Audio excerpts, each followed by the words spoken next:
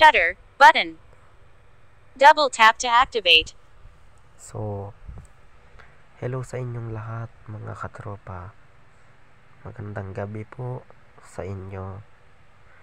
Ang topic naman natin ngayon, gabi, about away pamilya, no?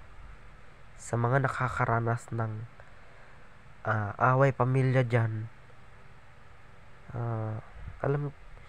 alam nyo po, huwag nyo na lang napansinin. Huwag nyo na lang pansinin para hindi na kayo madamay.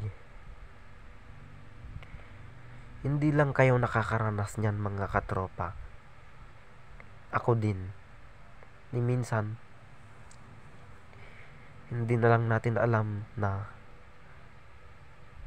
halimbawa, yung lola nyo o kaya yung nanay nyo, meron kayong isang bagay na pinag-awayan.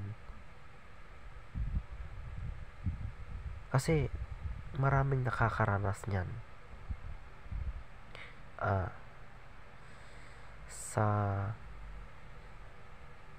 Sa mga gamit, halimbawa, radyo.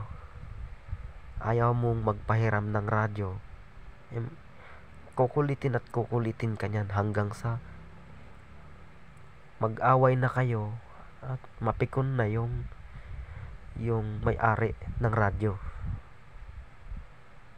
Ganyan din ako mga katropa. Yung radyo ko na binili ko nung nakarang taon, pinipilit na hiramin sa akin ng lola ko. So, ang nangyari, kakukulit niya ng kakukulit, napikon na ako. Nagalit na ako. Sana wag mangyari sa inyo to kasi bawat isa, bawat pamilya, nangyayari sa kanila yan. Meron nga akong isang balita na sa simpleng bagay na na pinahiram nung may-ari sa kaibigan niya, buhay ang nakataya. Charger. Hiniram yung charger sa kanya tapos hindi na naibalik. Ayun. Ang nangyari, yung may-ari, sinugod niya yung kaibigan niya dun sa bahay nila mismo. Tapos, dun niya pinagsasaksak hanggang sa pinatay niya yung kaibigan niya. So, para sa akin, trauma sa akin yung isang bagay na yun, kung bakit nangyayari yung mga ganong eksena o bagay sa ating mga pamilya. Meron tayong iba't ibang mga klaseng away ng pamilya. Meron tayong una, yung krimen. Hindi lahat ng away pamilya, hindi lahat ng pamilya pag nagtalo, krimen na agad. So, may dahilan din. Hindi lahat ng pamilya na uuwi sa krimen pag nag-away na yan. Kasi, syempre ako, ang sa akin lang is away pamilya. Away gamit, ganyan. Tapos, isang bagay pa yung pinag-aawayan, pero maliit na bagay lang. Binili mo yun, binili mo kasi may pera ka may pera ka, pinag-ipunan mo yun. So, Sana maging, maging aral sa lahat itong mga sinabi ko sa inyo, no? Hindi lang sa atin ang nangyayari. Hindi lang sa atin nangyayari yung mga ganitong away, kundi pati na rin sa iba. Kaya nga minsan nanghiram yung lola ko ng radyo nung bago pa yan, kasi yung radyo niya sira. Ayaw kong ipahiram. Ayoko. Lahat. Kaya kayo, kung kinukulit kayo, bilhan nyo na lang ng radyo para hindi na mangulit. Kasi ito, naranasan ko nang sabihin to sa lola ko. Pero, isipin na rin natin, kadugo natin siya, lola natin siya. Ano yun? Magulang ng nanay ko, yung maputi ang buhok.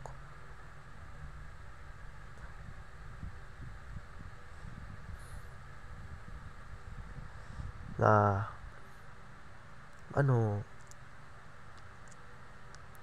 lagi kang kinukulit. Yan. Siyempre, iiwasan mo yun. Pag masyado ka nang kinukulit, nako, wag mo nang ipahiram yung radyo. Lalo ka lang kukulitin. Sabi ko pa nga sa kanya, bakit? May pera ka naman. Pwede ka naman bumili ng sarili mong radyo kaysa manghiram ka pa sa akin. Kasi itong radyo ko, yung transistor ko, ano yan,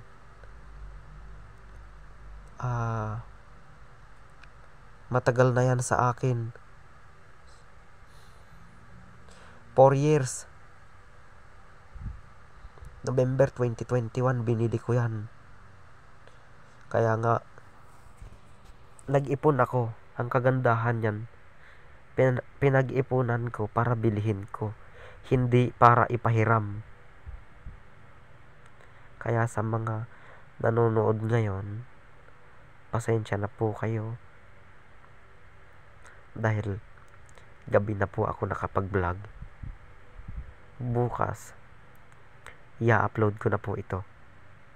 So, sorry po sa mga makakapanood nito, dahil syempre po, minsan din naman po, pag may isang pamilya na nag-aaway,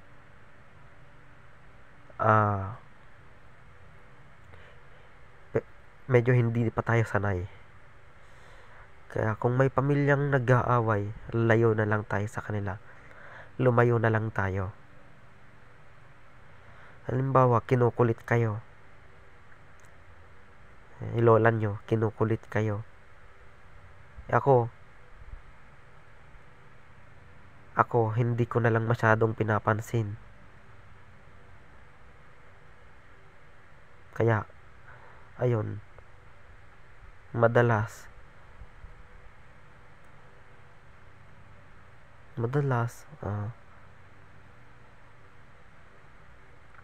hindi na namin pinapansin dahil syempre makulit. Pero kung tahimik lang, okay lang. Hindi katulad nung